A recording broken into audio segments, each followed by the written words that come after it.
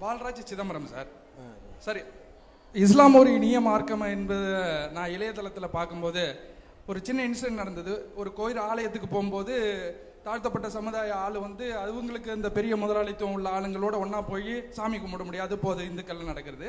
But ஒரு shake போய் தொழுகிறாரு.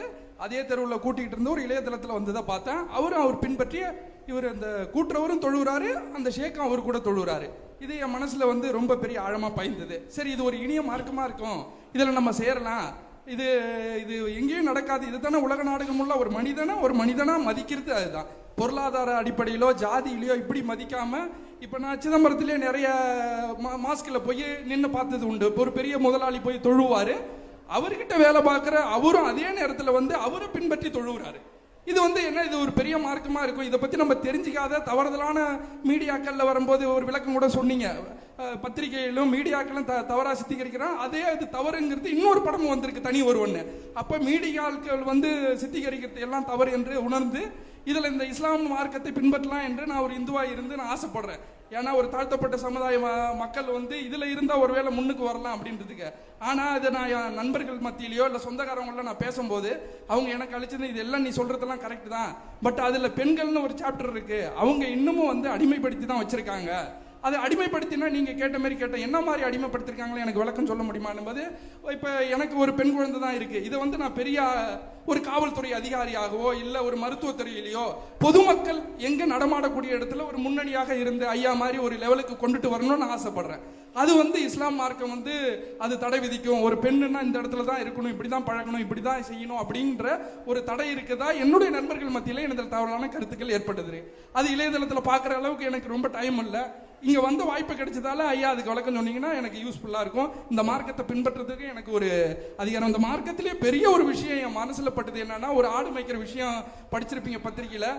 முதலாளி இல்லையாப்பா, இந்த ஆட்டை எனக்கு கொடு, நான் இந்த அமௌண்ட் தரங்கும் போது என் முதலாளி இங்கே இல்லாமல் இருக்கலாம், ஆனால் மேலே ஒரு கடவுள் முதலாளி பார்த்துட்டு இருக்காரு, நீ எத்தனை கோடி ரூபா கொடுத்தாலும் இந்த ஆட்டை நான் வந்து இந்த விலைக்கு தரமாட்டேன்னு சொல்லும் போது இன்னும் ஆழமாக பதிந்தது. இந்த பெண்களை பற்றி தெரிஞ்சிருந்தா இந்த மார்க்கத்தை நான் பின்பற்றுறதுக்கு பயங்கர யூஸ்ஃபுல்லாக இருக்கும். நன்றி ஐயா. அதாவது பரவலாக உள்ள ஒரு ஆதங்கத்தை தான் முன் வச்சிருக்கிறாரு. என்னன்னு கேட்டால், பிற சமுதாயத்தில் உள்ள பெண்கள் எப்படி படிச்சுட்டு வேலைக்கு போகிறாங்களோ, அவங்க பொருளாதார சுதந்திரத்தை பெற்றவர்களாக காட்சி தர்றாங்களோ, அந்த மாதிரி முஸ்லீம் பெண்கள் வந்து அனுமதிக்கப்படுறது இல்லை, போகிறது இல்லைங்கிற மாதிரியான ஒரு கருத்துருவாக்கம் இருக்குது, மக்கள்கிட்ட இருக்கிறது. இதில் ரெண்டு விஷயம். ஒன்று வந்து படிக்கிறதுக்கு எந்த அளவுக்கு இஸ்லாம் வந்து பெண்களுக்கு அனுமதிக்கிறது. இரண்டாவது இந்த வேலை வாய்ப்பு சம்பந்தமாக இஸ்லாம் வந்து என்ன சொல்லுகிறது, இதை நம்ம விளங்கிக் கொள்ள வேண்டும். படிப்பை பொறுத்த வரைக்கும் கல்வி வந்து ரெண்டு பேருக்கும் பொது என்று தான் எங்கள் மார்க்கம் சொல்லுது. ஆணும் கல்வி கற்க வேண்டும், பெண்ணும் கல்வி கற்க வேண்டும்.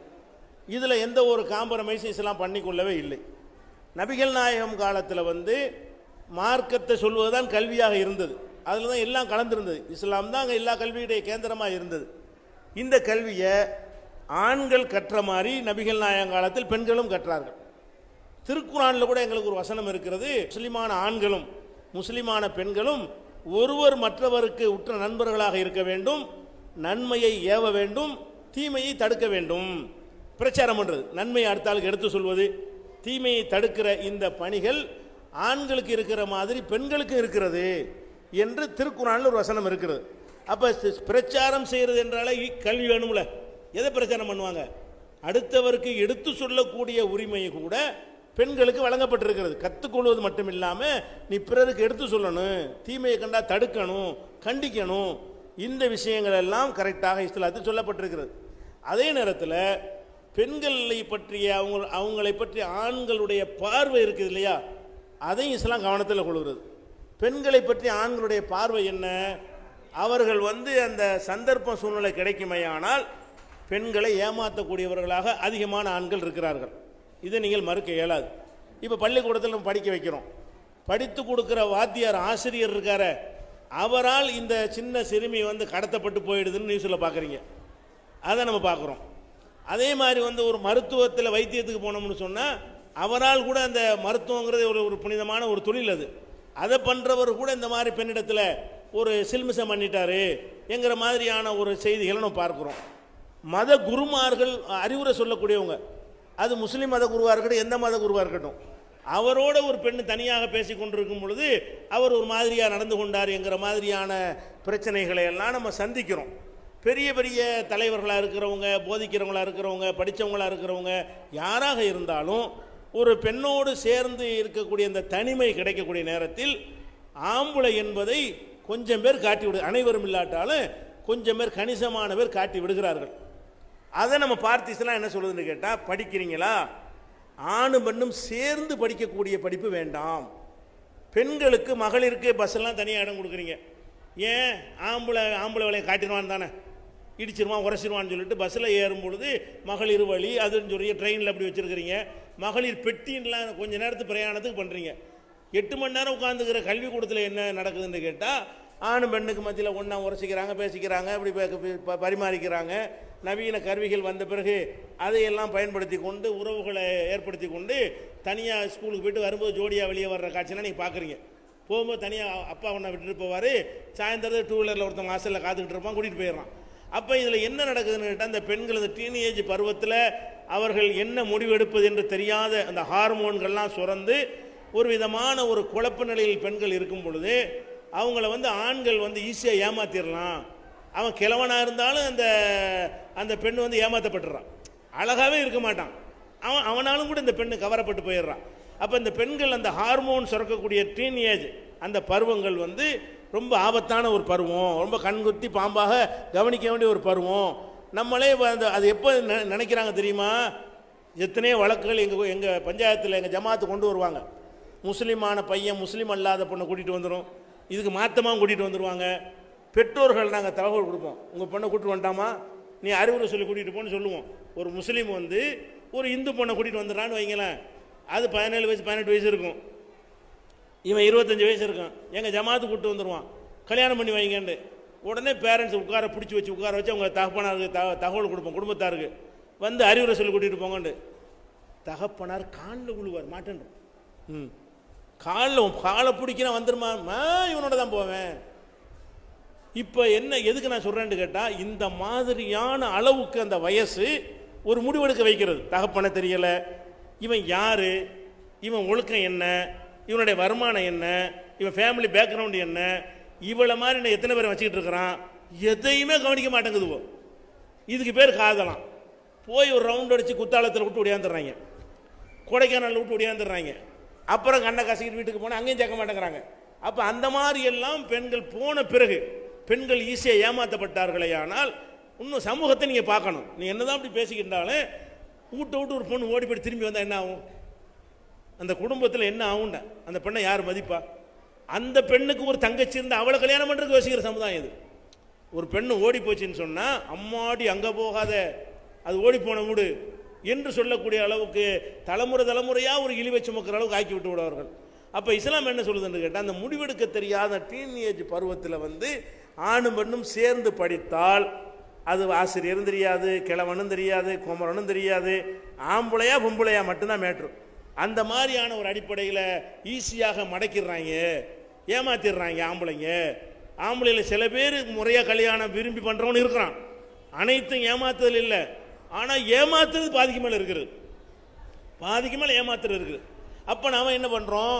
ஒரு குடும்பத்தாரெலாம் உட்காந்து முறையாக கல்யாணம் பண்ணி கொடுக்கும் பொழுது அவன் ஆசை 60 நாள், மோகம் 30 நாளுங்கிறாங்க.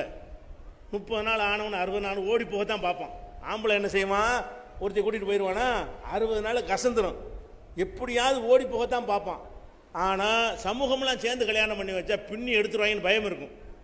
கல்யாணம் பண்ணிட்டு விட்டுட்டு வேறு பொண்ணு தான் சொன்னால் என்ன செய்வாங்க?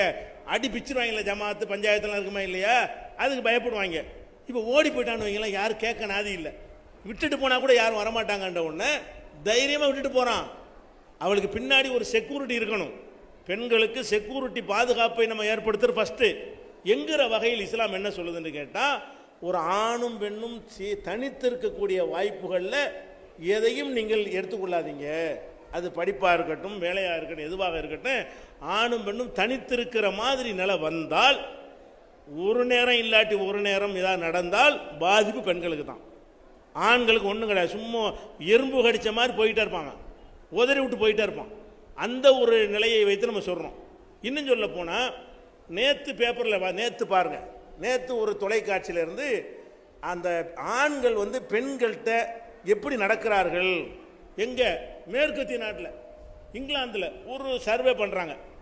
கேமரா எடுத்துக்கிட்டு இப்படி பார்க்குது, பொம்பளை எடுக்கு பார்த்தா 75% பொம்பளைங்க சொல்கிறாங்க, நாங்கள் வெளியே நடந்தோமையானால் ஆம்பளைங்க வந்து என்னத்தையாவது பண்ணுறாங்க. ஒன்று பின்னாடி தட்டிட்டு ஓடுறாங்க, அல்லது முன்னாடி வந்து இடிக்கிறாங்க, அல்லது ஆபாசமாக சைகை செய்கிறாங்க.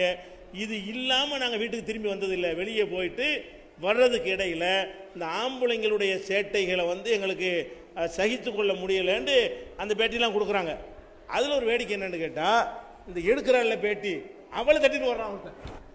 இவன் இதைத்தான் பேட்டி எடுக்கிறான், அவள்கிட்ட சேட்டை பண்ணிட்டு போய் அதை ஒருத்தர் எடுத்து யூடியூப் போட்டு விட்டான். இப்போ அப்போ அந்த பேட்டி எடுக்கிறவனும் தப்பிக்க முடியல.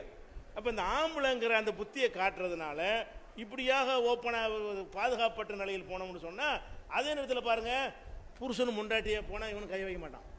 2 பேர் புருஷன் முண்டாட்டியே போகிறாங்கன்னு வைங்க, எவனாச்சும் வந்து அந்த மாதிரி சேட்டை பண்ணுவானா? அப்போ ஒரு ஆண் துணையோடு இருந்தால்தான் நம்ம நெருங்கக்கூடாதுன்னு இப்போ எனக்கு புத்தி இருக்கு.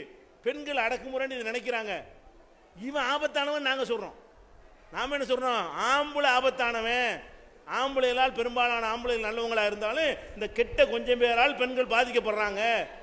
அவர்களிடமிருந்து பெண்களை பாதுகாக்கணும் என்பதற்காக வேண்டி கோ எஜுகேஷன் இல்லாத கல்வி முறைகளை நல்லா வீட்டில் உட்காந்து படிங்க, அல்லது மகளிர் காலேஜில் போய் படிங்க.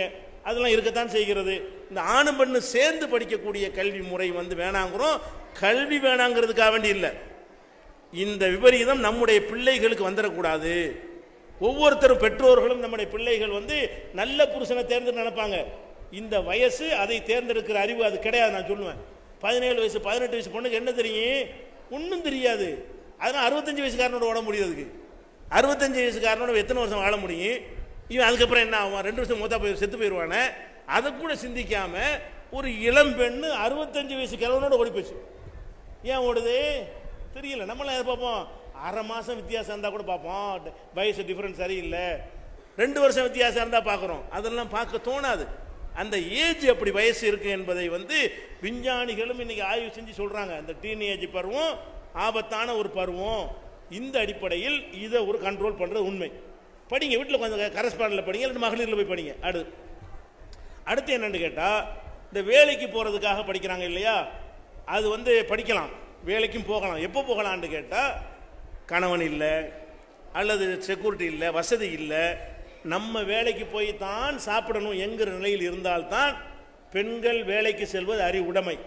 இல்லை என்று சொன்னால் அவர்கள் சுதந்திரம் நினைக்கிறார்கள். அது இரட்டை சுமை. அவங்க வந்து வீட்டில் உள்ள வேலையிலிருந்து விடுதலை பெறவே மாட்டார்கள். எந்த வேலைக்கு போனாலும் சரி, சோறாக்குற வேலை, கவனிக்கிற வேலை, பிள்ளைக்கு பால் கொடுக்குற வேலை, பிள்ளை எழுப்புற வேலை, தாளாட்டுற வேலை, சுமக்கிற வேலை, பெத்தெடுக்கிற வேலை, எல்லாத்தையும் செய்து கொண்டு தான் அந்த வேலைக்கு போக வேண்டும். இப்போ அந்த மாதிரி இருக்கக்கூடிய நேரத்தில் வேலைக்கு போகிறோன்னு போகிறாங்கல்ல, கொஞ்ச நாளைக்கு தான் அது சுதந்திர மாதிரி தெரிகிறது. அப்புறம் பார்த்தா மிஷின். ஒரு பெண்கள்னா ஆண்களும் சேர்ந்து சந்தோஷமாக இருக்கணும், இவனை பார்த்து அவ சிரிக்கணும், அவளை பார்த்து இவன் சிரிக்கணும், ஒருத்தர் ஈர்க்கணும். அதுக்குன்னு ஒரு மகிழ்ச்சி இருக்குது. அதுக்கு தான் கடவுள் 2ஐயும் படைச்சிருக்கிறாரு. ஆணிடமிருந்து பெண் இன்பம் அடையவும், பெண்ணிடமிருந்து ஆண் இன்பம் அடையவும் படைச்சிருக்கிறாரு. அதையெல்லாம் எப்போ அடைய முடியும்? இந்த எந்திரமாக இருந்து அடைய முடியாது. போயிட்டு வேலைக்கு போயிட்டு அங்கே டென்ஷன் ஆகிட்டு வந்து இங்கே இறங்கி போட்டு படுத்துங்க வேணா படுக்க வேண்டிய அவ்வளோதான். இல்லறமும் கிடையாது, ஒன்றும் வாழ்க்கையும் கிடையாது. அவனும் போயிட்டு இவனும் போயிட்டு வந்தால் என்ன ஆகும்? அப்படிங்கிற விஷயத்தை பார்க்கும் பொழுது ஆம்பளை வேலைக்கு போனால் வெளி வேலை மட்டும் பார்க்குறான், பொம்பளை வேலைக்கு போனால் வீட்டு வேலையும் பார்த்துக்கிட்டு அதையும் பார்க்க 2 சுமை. அது அவங்க நன்மைன்னு நினைக்கிறார்கள். வீட்டுக்கு வேலைக்கு செல்கிற பெண்களை எல்லாம் கூப்பிட்டு வச்சு சென்னை கமிஷனர், போலீஸ் கமிஷனர் வந்து உங்களுக்கு என்னமா செய்யணும், உங்களுக்கு என்னமா பிரச்சனைன்னு கேட்குறாரு. அப்போ தான் அந்த பெண்கள் மனசில் உள்ளது வெளியே வருது. நம்ம என்னமோ சுதந்திரத்துக்கு அடையிற மாதிரி நினச்சிக்கிட்டு இருக்கிறோம். அந்த பெண்கள் குற்றாங்க மனசில் உள்ளதெல்லாம் நரக வேதனையில் இருக்கிறோம். வேலைக்கு செல்வதனால் எங்கள் புருஷமாரும் அதை சந்தேகப்படுறாங்க, ஆனால் நாங்கள் போய் தான் ஆக வேண்டி இருக்குது, வேறு வழி இல்லாமல். வேலைக்கு போவதனால் மேலதிகாரிகள் எங்கள்கிட்ட வலிகிறாங்க, எதுத்தா வேலை போயிடும், நாங்கள் குலைய வேண்டிய நிலைக்கு நாங்கள் தள்ளப்படுறோம், இல்லைன்னா எங்களை வேலையை விட்டு நீக்கிடுவாங்க, தொந்தரவு பண்ணுவாங்க. சில பெண்கள் வேலைக்கு போனால் பஸ்ஸில் ஏற முடியலை, இறங்க முடியலை, அந்த வார்த்தை அவங்க சொல்கிறாங்க, இடி மன்னர்கள்ட்ட தப்பிக்க முடியவில்லை, இந்த கொடுமையை நாங்கள் அனுபவிக்கிறோம். இது போக வந்து மாமியார்லேருந்து அத்தனை பேர் எங்களை குத்தி குத்தி பேசுகிறார்கள். இதெல்லாம் ஒரு பக்கம் நடந்து கொண்டே இருக்கிறது. அப்போ இந்த வேலைக்கு போகிறோம் என்கிற பெயரில் ஒரு குழந்தையை சுமக்குதல் என்பதை ஒரு ஆம்பளைக்கு செய்ய முடியாது. சரி, குழந்தையை சுமக்குதல் கேவலமான வேலையா? குழந்தையை வளர்க்குறத கொண்டு வேலைக்கு போகிறோன்னு விட்டுட்டு போயிட்டீங்கன்னா குழந்தை பால் கொடுக்குற நேரத்தில் பால் கேட்டால் யார் கொடுப்பா? இன்னும் மேலை நாடுகளில் ஹிப்பிகள் உண்டானதுக்கு என்ன காரணம்? கல்யாணத்தை பண்ணிடுறது, கல்யாணம் வேலைக்கு போகிறேன்னு போயிடுறது, பிள்ளையை பெற்றுட்டு கொண்டு அதுக்குன்னு ஒரு காப்பகம் இருக்குது, விட்டுட்டு போயிட வேண்டியது, ராத்திரிக்கு வர வேண்டியது, பிள்ளைய என்ன பாசம் இருக்கு? பிள்ளையை கட்டி அணைச்சி கொஞ்சிறதுல ஏற்படக்கூடிய அந்த இன்பங்கள்லாம் இல்லாத காரணத்தினால அவன் அப்படியே விரக்தியாக வளர்ந்து ஹிப்பி மாதிரி ஆயிடுறான். இஷ்டப்படி வாழலாங்கிற மாதிரி தண்ணி ஹரே ராமா ஹரே கிருஷ்ணா ஒரு இயக்கமே உண்டாக்குனாங்க அமெரிக்காவில். அதெல்லாம் யாருன்னு பார்த்தீங்கன்னா தாய் அரவணைப்பு இல்லாதவர். நம்ம பெத்த பிள்ளைய வளர்க்குறது ஒரு கேவலமான வேலையா? வீட்டில் உள்ள ஒரு நிர்வாகத்தை பண்ணுவது கேவலமா? வீட்டோட அடங்குறேன்னு ஏன் பார்க்குறீங்க? ஒரு உள்துறை வெளியுறவுத்துறைன்னு இருக்கத்தானே செய்யுது அரசாங்கத்தில். உள்துறைங்கிறது ஒரு துறை தானே, அது ஒரு நிர்வாகம் தானே, அது ஒரு வகையான ஒரு திறமை தானே அது. அந்த மாதிரி பண்ணிக்கொள்ள வேண்டும். இது போனீங்கன்னா உங்களுக்கு சிரமம் என்பதை இன்னும் சொல்ல போனால் சில குடும்பத்தில் வந்து படித்த வேலைக்கு போகிற பெண்கள் தான் வேணும்னு சொல்லுவாங்க. சொல்லி கல்யாணம் பண்ண எதுக்காக வேண்டி? 2 சம்பாத்தியத்தையும் வாங்கிக்கிறதுக்காக வேண்டி தான். எதுக்காக வேண்டி அதை சொல்கிறான்? கல்யாணத்துக்கு முன்னாடி அந்த நிபந்தனை போடுறான். அவளும் சம்பாத்திக்கொண்டா மாமியாட்ட கவரை கொடுத்துருவா. அதில் பஞ்சாயத்து வருதுன்னு வைங்க, அப்போ தான் பிரச்சனை ஆகும். கவரை தரமாட்டேன்னா அவ்வளோ கதை முடிஞ்சு போச்சு, டைவர்ஸில் கொண்டே முடியும். அப்போ இது பணத்துக்காக வேண்டி பெண்களை வந்து மாடாக உழைக்க செய்து சம்பாதிக்கிறதுக்காக வேண்டி இது செய்கிறார்கள். அப்போ நான் இப்படி சொல்கிறேன் வைங்களேன், பெண்கள் வந்து வேலைக்கு பெண்கள் போகட்டும், வீட்டில் உள்ள வேலையை ஆம்பளை செய்யட்டும், ஒத்துக்குருவானா? சரி, வீட்டில் உள்ள வேலையும் செஞ்சுக்கிட்டு நீ வேலைக்கு மட்டும் ஆம்பளை எடுத்துனா ஒத்துக்குருவானா? ஒரு ஆம்பளை எடுத்து சொல்கிறோம், நீ வேலைக்கு நீ தான் போகணும், என்னை விட நீ பலமான ஆளாக இருக்கிற, அதனால் நீ தான் சோறாக்கணும், நீ தான் பாத்திரம் கழுவணும், வீடெல்லாம் கழுவணும், நான் பலவீனமான ஒரு ஆள், நான் அங்கே போய் வேலை பார்த்துட்டு வர்றேன், நீ பலமான ஒரு ஆள், நீ அரசாங்க வேலையும் பார்த்துக்க, வீட்டை கழுவுறது, பெருக்கிறது, மொழுவுறது, சுத்தம் பண்ணுறது, சமைக்கிறது, பாத்திரம் எல்லாம் நீ செய். இப்படின்னா அது சுமையாக சுதந்திரமா உங்களுக்கு? ஒரு ஆம்பளைகிட்ட இப்படி சொன்னால் அந்த ஆம்பளை அது சுமையாக நினைப்பான். சுதந்திரம், 2 வேலை, நமக்கு 2 பொறுப்பு அப்படிம்பானா? என்னடி நினச்சிட்டு கேட்பானா? அப்போ உனக்கு சிரமமாக இருக்கிற பொம்பளைக்கு இல்லாசா இருக்குமா? உனக்கு சிரமங்கிற அதையும் பார்த்துட்டு இதையும் பார்க்க இல்லாதுங்கிற. அப்போ அந்த மாதிரியா சிந்திச்சு பார்க்கும் பொழுது நம்ம ஒரு ஜெனரேஷன் உண்டாக்கணுங்க. நம்ம இறந்து போயிடும் கொஞ்ச நாளில். நமக்கு பிறகு நம்முடைய பிள்ளைகள் வந்து நாட்டுக்கு பயன்படக்கூடிய நன்மக்களாக உருவாக்குறங்கிற சின்ன ஒரு விஷயமா? அந்த குழந்தைகளை நல்லபடியாக வளருங்க. தேவைப்படுதா உழைச்சி தான் ஆகணுமா? பொருளாதார அவசியம்தான், வேறு வழியே இல்லையா? அப்போ போனால் நிர்பந்தத்தில் வந்துடும். இது ஒரு விஷயங்க. இது போக இன்னும் சில விஷயங்கள் இருக்கிறது. இந்த பெண்கள் வேலைக்கு போகிறாங்க இல்லையா? வேலைக்கு போனால் நான் சொல்கிற மாதிரி பாதிக்கப்படுற பெண்கள் இருக்கிறாங்க. இன்னும் சில கேஸ் நடக்கு. என்னன்னு கேட்டால், இவங்க நினச்சதை எதுவும் செய்யலைன்னு வைங்களேன், ஒரு மேனேஜர் கண்டிச்சான்னு வைங்க, அவன் நல்லவனாக கூட இருப்பான், கையை பிடிச்சிட்டான்னு சாதிச்சிருவான், நாடே அவ பக்கம் நிற்கும். அவன் கண்டிச்சிருப்பான், லேட்டாக வருது, கண்டிக்க முடியாதுங்க. வேலைக்கு சேர்த்து பெண்களை கண்டித்தால் மேனேஜர் மேலே பாலியல் புகார், கையை பிடிச்சி இழுக்கிறான், தனியாக வரியான்னு கூப்பிட்றான்ருவாங்க. அதில் முக்கால்வாசி பொய், காவாசி தான் உண்மையாக இருக்கும். இந்த மாதிரி ஆண்களுக்கு எதிராக பெண்கள் கொடுக்குற புகார்களில் பெண்களுடைய தவறுகளை சுட்டி காட்டும் பொழுது அவங்க பழியை போட்டு இதை ஈஸி ஆயுதம். இந்த ஒரு ஆயுதத்தை எடுத்தால் எல்லாரும் அவங்க போய் சப்போர்ட் பண்ணுவாங்க. வேறு வாங்கின பணம் திருப்பி தரலான்னா அவனுக்கு சப்போர்ட்டுக்கு வரமாட்டான், கையை பிடிச்சா நான் அப்படி வந்துடுவான். அப்போ ஒரு பொம்பளைக்கு இது ஒரு சப்போர்ட்டுக்கு 50 பேரும் ஆண் வர்க்கமே வந்து நிற்பாங்களா? இதை கருவியாக போலீஸ் வரைக்கும் நிற்க அவங்க சப்போர்ட்டாக இருக்கும், சட்டம் சப்போர்ட்டாக இருக்கும், வக்கீல் சப்போர்ட்டாக இருப்பாங்க, கட்சிகள் சப்போர்ட்டாக இருப்பாங்க. இந்த ஒரு ஆயுதத்தை எடுத்துக்கொண்டு எத்தனை ஆண்கள் சந்தில் நிற்கிறான் உங்களுக்கு தெரியுமா? இந்த வேலைக்கு சேர்க்குறோங்கிற பேரில் சேர்த்துட்டு இது ஒரு கட்டுப்படாத ஆட்களாக இருந்தாங்கன்னு வைங்க, உல்ட்டா பண்ணி கதையை வேறு மாதிரி மாற்றி விட்டு அவனத்துக்கு உள்ளதுக்கு போட்டு அவன் வேலையை நாசமாக்கி ஒன்றும் இல்லாமல் இப்படியும் நடந்து கொண்டு இருக்கிற காட்சியெல்லாம் பார்க்கணும். அதனால தான் என்ன செய்யுதுன்னா, இஸ்லாம் என்ன சொல்லுதுன்னா, ஆண்கள் சம்பாதிக்கட்டும். இது வந்து அடக்குமுறை கிடையாது, வீட்டில் இருக்கிறது அடக்குமுறை கிடையாது, வீட்டு நிர்வாகம். வீட்டு நிர்வாகத்துக்காக வெளியே போங்க, ஜாமான் வாங்க போங்க, வாங்கிட்டு வாங்க. அது ஒரு வரவு செலவு பார்க்குற துறை தானங்க. அது பணத்தை உங்கள் கையில் இருக்கிறது, எவ்வளோ சமைக்கலாம், எவ்வளோ சேவலிக்கலாம், எவ்வளோ மிச்சப்படுத்தலாம், அதை கொண்டு என்ன வாங்கலாம், நம்ம பிள்ளை எப்படி வளர்க்கலாம், என்ன மாதிரி எஜுகேட் பண்ணலாம், இதெல்லாம் ஒரு சின்ன விஷயமா உங்களுக்கு தெரிகிறதா? இது ஆம்பளை செய்ய முடிஞ்சால் கூட அவன் செய்ய விட்டு போயிடலாம். இது ஆம்பளை செய்ய இயலாது. அவன் எப்படி பால் கொடுப்பான், அவன் எப்படி கொஞ்சுவான்? இயல்பாக 2 அடி மண்டல் தட்டி விடுவான். ஒரு தடவை அழுதா சும்மா இருப்பான், 2வது அழுத வாங்கி அரைஞ்சி சாவடிச்சுக்குவான். அப்போ இவனுடைய தன்மைக்கு சரியாக வருமா? அது அதெல்லாம் கருத்தில் கொண்டு இஸ்லாம் வந்து இந்த மாதிரி சில கட்டுப்பாடுகளை சொல்லுது. ஆண்கள் தான் பெண்களுக்கு செலவழிக்க, ஒரு வார்த்தை தான், பெண்களுக்கு ஆண்கள் தான் செலவழிக்க வேண்டும் இஸ்லாமிய சட்டம். அப்போ பெண்ணுடைய எந்த ஒரு செலவுக்கும் பெண்ணு பொறுப்பாளி இல்லை. கோடீஸ்வரியாக இருந்தாலும் அனைத்து உணவு, உடை, இருப்பிடம் எல்லாம் ஆம்பளை தான் கொடுக்க வேண்டும் என்று சட்டம் போட்டிருக்கிற காரணத்தினால உங்களுக்கு பொருளாதாரத்திற்கு அதில் குறை வைத்தானே. ஆனால் ஒரு இஸ்லாமிய அரசு இருந்தால் சட்டப்படி கிளைம் பண்ண முடியும். புருஷன் தரலன்னு சொன்னால் கொடுத்தாகணும்னு அது மாதிரி செய்ய முடியும். அப்படி இல்லாத எமர்ஜென்சி வருதா, தேவை வருதா, அப்போ போகிற தடை இல்லை, போகிறது பிரச்சனை கிடையாது.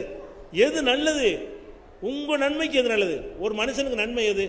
அவன் பிள்ளைகளை விட நன்மை எதுன்னு நான் கேட்குறேன். நீங்கள் வெளியே போகிறது நன்மையா, உங்கள் ஜெனரேஷன் நல்லபடியாக வரணும் என்பது உங்கள் 2 பேருக்கு நன்மையா? அந்த அதுக்கு செய்ய எந்த காரியம் செஞ்சால் பொருத்தமாக இருக்கும், யார் எந்த வேலையை செஞ்சால் நல்லா இருக்கும். காப்பகத்தில் விட்டுட்டு போனால் அது பிள்ளை உங்களுக்கு அம்மான்னு தெரியுமா? அந்த பாசம் இருக்குமா? அப்புறம் வந்து நீ காப்பகத்தில் விட்டா அவன் முதியோர் காப்பகத்தில் விடுற மாதிரி வளர்ந்துருவான். அவன் பெரிய ஆளா என்ன செய்வான்? உன்னைய கொண்டே காப்பகத்தில் விட்டுருவான். நீ கொஞ்சி இருந்து மகிழ்ந்து இருந்து தூக்கி வளர்த்துருந்தா நம்ம அம்மாவை தூக்கணும் அவன் நினைப்பான். நீ வந்து குழந்தை காப்பகத்தில் விட்டு நீ போயிட்டு அப்புறமேட்டுக்கிட்டு அவன் பெரிய ஆளா போன பிறகு என்ன செய்யற?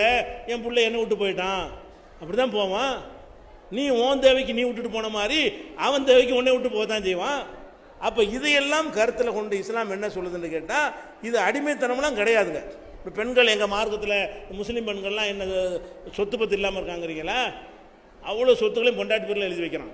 வாங்குகிற வீடு, வாத, சொத்து, சுகம் சம்பாதிச்சால் நீங்கள் வாங்குவதை விட அதிகமாக பெண்கள் இன்னும் சொல்ல போனால் இந்த நாகூர் மாதிரி சில ஊர்களில் ஆம்பளை பேரில் சொத்தே இருக்காது. காயல்பட்டினம் மாதிரி ஊருக்கு போனீங்கன்னா சொத்துலாம் யார் பேரில் இருக்கு? எல்லாம் பொம்பளை பிள்ளைக்கு தான். ஆம்பளைக்கு சொத்தே கிடையாது காயல்பட்டத்தில். வேற என்ன சுதந்திரம் வேணுங்கிறீங்க? நாகூரில் பொம்பளைக்கு தான் அம்புடி சொத்தும். எப்போ தெரியும்னா ஒரு கேஸில் பசங்க மாட்டிக்கிட்டாங்க, ஜாமீன் கொடுக்க ஆள் தேடினா சொத்து உள்ள வேணும்ட்டாங்க. தேடினோம்னா இல்லையான்ட்டு என்ன அப்படி பேர் பிச்சைக்கார பேர் விளாடா? இல்லைங்க, பொம்பளை பேர்லாம் எல்லாம் சொத்து இருக்குது, எங்கள் ஊரில் கிடையாது. வெளியூரில் இருந்து ஆள்களை கூப்பிட்டு வந்தோம். அப்போ அம்புடு சொத்துக்களையும் 2 ஆம்பளை பிள்ளை 2 பொம்பளை பிள்ளை இருந்தால் அப்பங்காரன் பொம்பளை பிள்ளைக்கு அப்படியே கொடுத்து போகிறான். சட்டம் சொல்லி அப்படி சட்டம் இல்லை. அந்த மாதிரியெல்லாம் எந்த குறை? நகை நட்டுன்னு போடுவதில் குறையா? வேலைக்கு போகிறவர்களோட அணிகிற நகைகளை விட வேலைக்கு போகாத முஸ்லீம் பெண்கள் அதிகமாக அணிகிறாங்களே, அதுக்கு என்ன காரணம்? இன்னும் சொல்வதாக இருந்தால் எங்கள் மத நம்பிக்கை பிரகாரம் மறைமுகமான அருள்னு ஒன்று இருக்குங்க. மறைமுகமான ஒரு அருள். நீங்களே அந்த அருளை அனுபவித்து பார்க்கலாம். என்ன அருள்னு கேட்டால், ஒரு முஸ்லீம் அல்லாத சமுதாயத்தில் வந்து தகப்பனார் வேலைக்கு போவார், தாயார் களை எடுக்க போவோம், தங்கச்சி சித்தால் வேலைக்கு போவோம், இவன் வேலைக்கு போவான். 8 பேர் 9 பேர் வேலை பார்ப்பாங்க. வேலை பார்த்து 8 பேர் 9 பேர் சம்பாரித்து இந்த காலத்தில் 200-300 சம்பளம் ஒரு ஆளுக்கு. அப்போ 200 கணக்கு வச்சு பார்த்தாலும் 1600 ஆச்சு. அப்போ 48,000 ஒரு மாதத்துக்கு சம்பாதிக்கிறாங்க.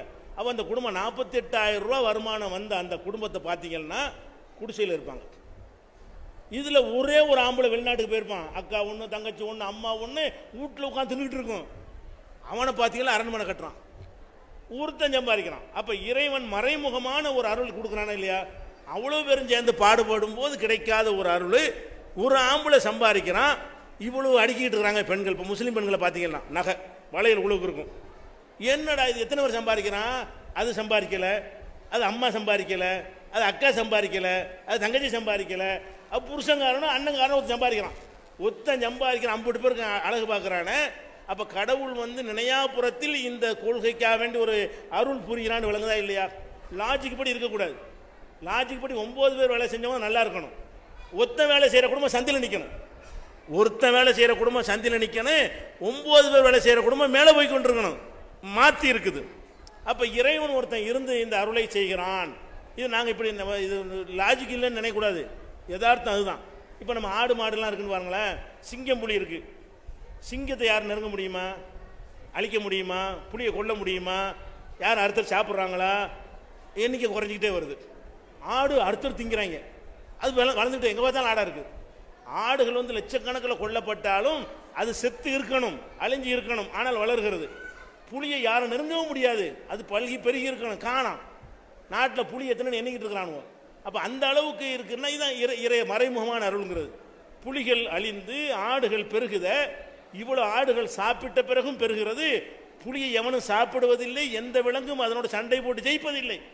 அப்படி இருந்தும் புலிகளுடைய எண்ணிக்கை குறைகிறது என்று சொன்னால் கடவுள் ஒரு கணக்கு போடுறான்னு நாங்கள் நம்புகிறோம். அந்த மாதிரியான இறை அருள்ல இது ஒரு அருள். ஒரு ஆம்பளை சம்பாரிச்சு பாருங்க, அந்த குடும்பம் வந்து மேலே மேலே போய்கிட்டே இருக்கும். எல்லாம் கூட்டா சம்பாரிச்சு பாருங்க, பெண்களுக்கு எக்ஸ்ட்ரா சுமையை கொடுத்தால் அதில் இறைவன் வந்து அருள் செய்வதில்லை என்று நாங்கள் ஆன்மீக ரீதியாக நம்புகிறோம். அதை நாங்கள் அனுபவித்து பார்க்கிறோம். இந்த காரணத்து இந்த கட்டுப்பாடுகள் தான் இருக்குது, வேற ஒன்றும் இல்லை. வேற கல்யாணம் பண்ணுற உரிமை இருக்கிறது, மணமகனை தேர்ந்தெடுக்கிற உரிமை இருக்கிறது, சொத்துரிமை செத்துட்டா எங்கேயும் நீ போக தேவையில்லை.